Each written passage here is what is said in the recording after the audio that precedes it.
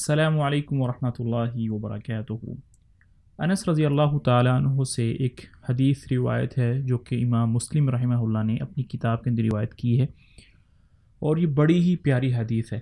میرے جیسے گناہ گاروں کے لیے یہ حدیث بہت زبردست ہے۔ آپ صلی اللہ علیہ وسلم نے فرمایا کہ ایک آدمی ہے، وہ سفر پر جا رہا ہے۔ جب سفر اس نے شروع کیا تو اس نے اپنا سامان وغیرہ اکٹھا کیا، کھانے پینے کا، رہنے کا، جو بھی اس کا ضروری سامان سفر میں آتا ہے، سواری تیار کی اور اس پر رکھا اور چل پڑا۔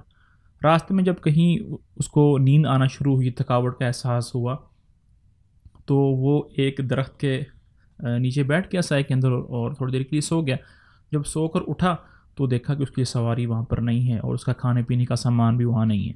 اب وہ پریشان ہو گیا، کبھی ادھر بھاگتا ہے کبھی ادھر بھاگتا ہے۔ بہت دیر تک ڈھونڈنے کے بعد تھک ہار کر وہ واپس اسی جگہ پر آ جاتا ہے اور آ کر بیٹھ جاتا ہے کہ اب کیا کرے، اب بس موت آئے گی اور میں مر جاؤں گا، کیونکہ صحرا میں ہے، کھانے پینے کا کوئی سامان نہیں ہے، سواری بھی غائب ہو چکی ہے۔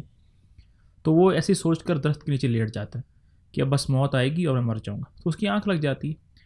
تھوڑی دیر کے بعد اس کی آنکھ کھلتی ہے تو وہ دیکھتا ہے کہ اس کی سواری اس کے پاس کھڑی ہے، کھانے پینے کا سامان ویسے ہی اس پر ہے۔